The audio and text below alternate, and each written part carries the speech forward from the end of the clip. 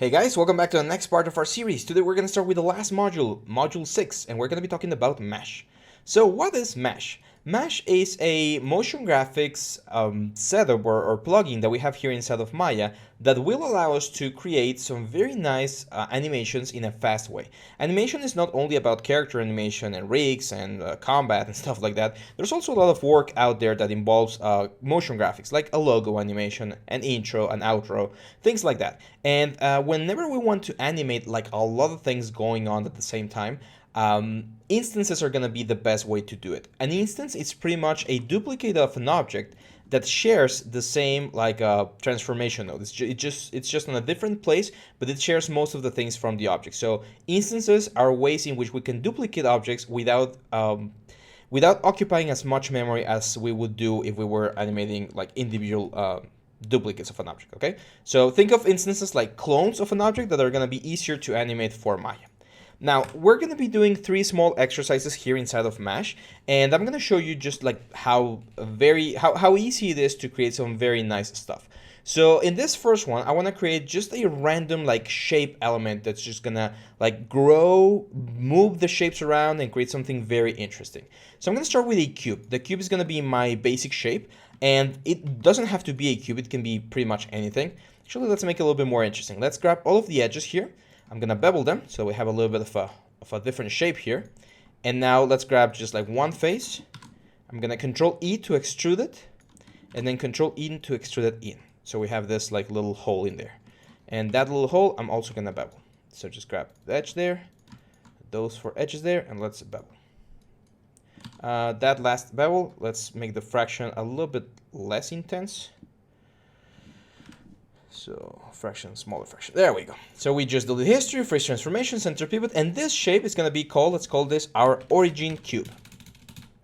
Okay, so our origin cube, we're going to use this using the Mesh plugin, which by the way, we need to activate up here in Windows, settings and preferences, plugin manager.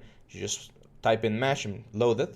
And we're going to use this cube to create a Mesh network. Now, the cool thing about Mesh is that by creating a Mesh network, by clicking this button right here, we're going to get this. And if you click the second button right here, we're going to open the Mesh editor, and here's where we're going to see what's going on.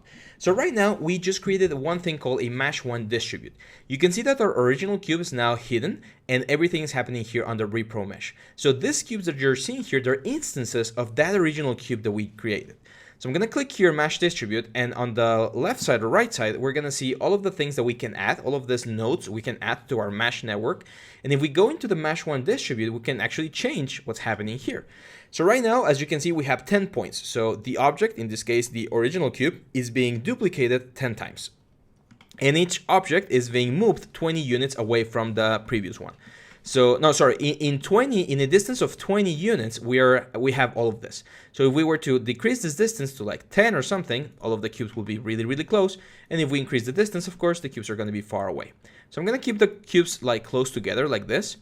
And now I can show you another one of these guys. So I'm going to go here, and what I'm going to do is I'm going to add a oh, sorry. Actually, no. Let's go back here and let's talk a little bit about this guy right here. So right now we have this distribution, which is a linear distribution.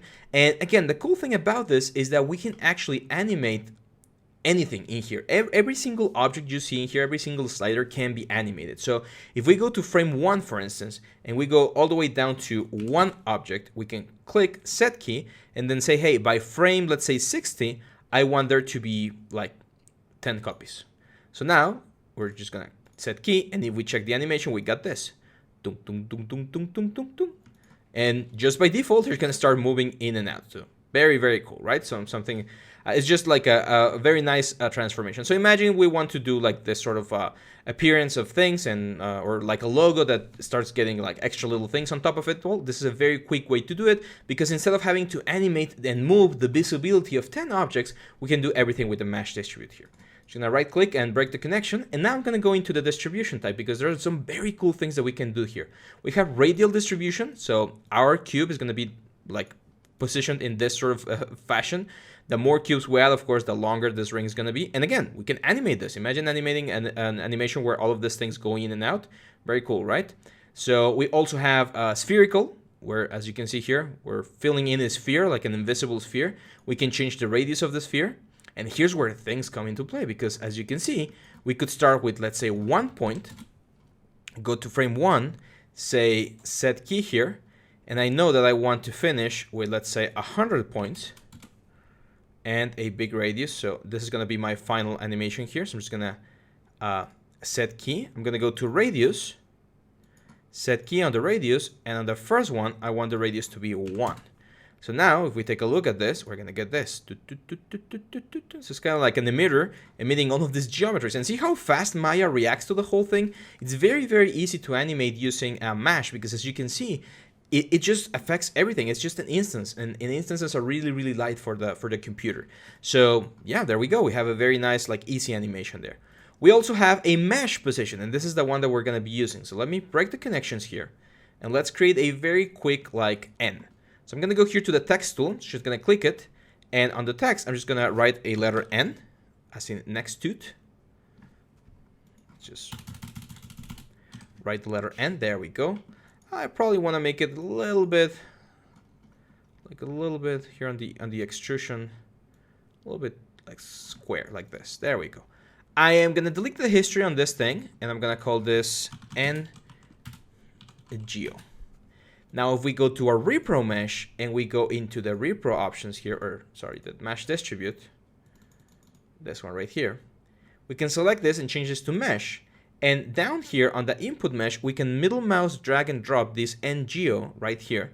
And now what's going to happen is that my little cube is going to be going, or is going to be appearing everywhere on that N.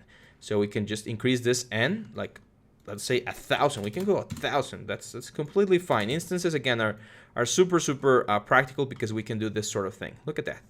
So now we got this element. And we can also start with very few and then just start populating everything. So let's say we want to start here, set key, and then by frame 80, we want 1,000 of these guys to be on our mesh, like this. Very cool, right? So if we play the animation, this is what we got. Just an animation, or this thing getting like completely filled with this little elements. And the cool thing is you don't even need the mesh. I can press H to hide the mesh, and the repro mesh already knows that it just needs to follow that shape to create this very cool effect. Look at that. Amazing, right? So let's go back to the mesh distribute here. Let's go to our keyframe. Now, as you can see, one of the bad things about this is we can't actually see where the keyframe is. Even if we like select the thing, like it's just not there. So the way we can see it, of course, is if we go into the graph editor. If you go into the graph editor, you're going to see here the mesh distribute. You're going to be able to see the points. For instance, let's get rid of that point. And right now it has this like soft distribution. Let's say we want to accelerate this thing. Like we want everything to appear really quickly and then just fade off. And if we go to the last frame where the animation is, we can say, hey, maybe I want 1,200 rather than 1,000. So now there's going to be even more cubes, and we're going to get this. So very quickly we fill the little N, and it just like keep on going. Now, what else can we do here? Well, since this is again a node editor, like a mesh network, we can add more stuff to the network. Let's select the repro mesh. I'm gonna go to the mesh options here, and you can see we can select or add all of these elements. Now, some of them don't play together with others. It's sort of like like some of them work better with certain things, and others work better with other things. There's this one, for instance, the random one. I really like the random one. So I'm just going to click here, and I'm going to say add random node. And now, as you can see, all of the objects have a random position in X, Y, and Z of a unit. 1 unit, random position, which is fine. But right now, I don't want that. I want to have a random rotation all the way around. And I probably just want random rotations on Y and random rotations on Z, or on X probably. Yeah, X and Y. Let's just do X and Y. So I'm going to go to frame 1. I'm going to hit S. You can see everything gets animated. And I'm going to go here to frame 120. Let's grab rotation X, and I'm just going to push them to this side, and rotation Y and push them to this side. So now what's going to happen is the letter N is going to get all of these elements, and we're going to get all of these options here. Like the things are just going to start rotating around and creating these very interesting effects. So imagine if we were doing like a robot, or like a very like sci-fi looking thing. Like all of these things, even though there's overlaps and stuff, they just look cool. They're going to give us this very, very interesting things. And that's not all. Let's add one more node here. So right now we're using 2 nodes. I'm not sure why it's not here. Let me Let me refresh that because we should be able to see, there we go, the mesh random and the mesh distribute. At any point, if you're working on something and you're like, you know what, I don't want to see the randoms right now, you can just turn this off. You can just turn it off and everything else is gonna work. This is very, very modular, very graph or node-like, so you're gonna be able to turn on and off all of these things. So there's one more node that's very cool, which is the influence node. And the influence node is very cool because, as you can see here, there's this like locator that's gonna tell us how much influence we have on each specific area.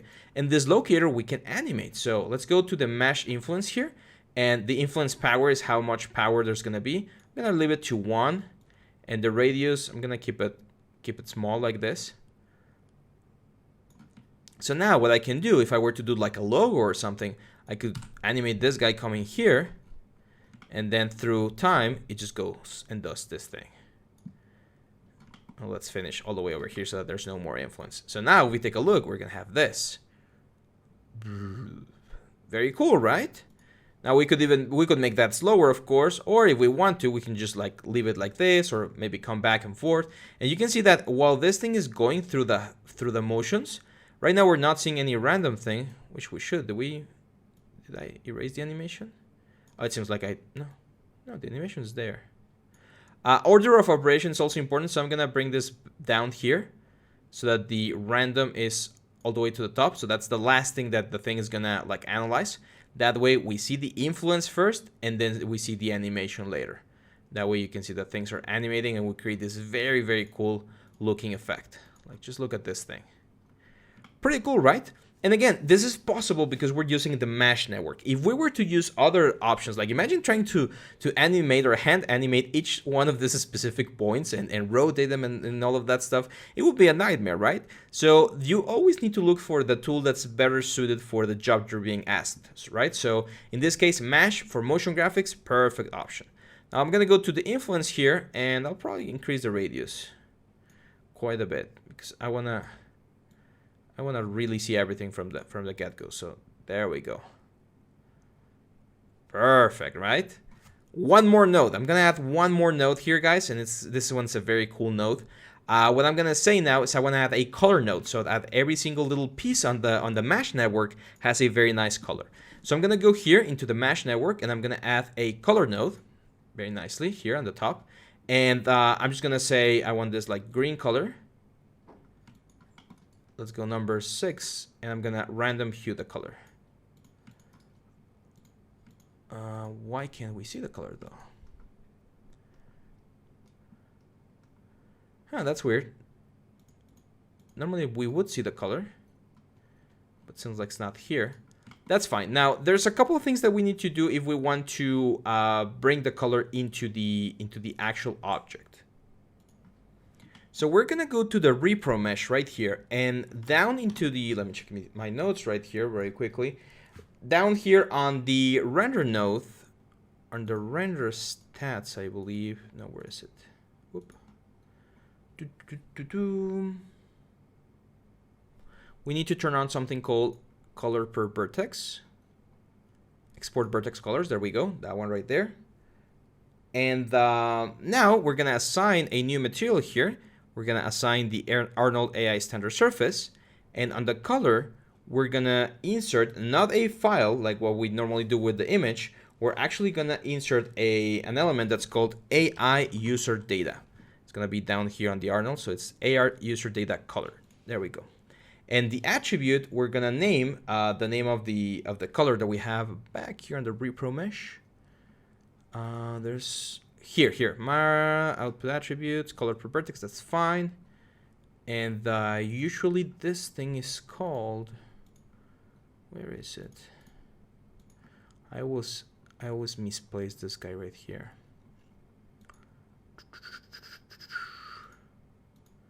Here, the mesh color set. This one is called color set. So we're just gonna copy that, the color set name. Let's go back to our hypershade. And on the new material that we just created, this guy, on the user data right here, we're just gonna call this color set. Now let's add a light real quick, this item light. Let me save this as mesh logo. And on the light, let's add the like just a 2D texture, which is this file node. And on the file node, we're going to connect the power plant. There we go. Perfect. So now let's test this. Let's render.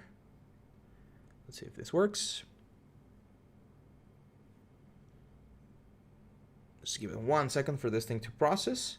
It's importing all the meshes, and in this case, the color texture. And what we're pretty much telling this guy, there we go. Look at that beautiful thing. What we're telling this guy is, hey, you're gonna give each one of these elements one color, and we selected this color back here. So I'm just gonna review this real quick. So here on the mesh color, we selected this green color, and by changing the random hue, we can change the random hue, the random saturation, random value. We're gonna get like all of these different types of green, which is very cool, looks very cool.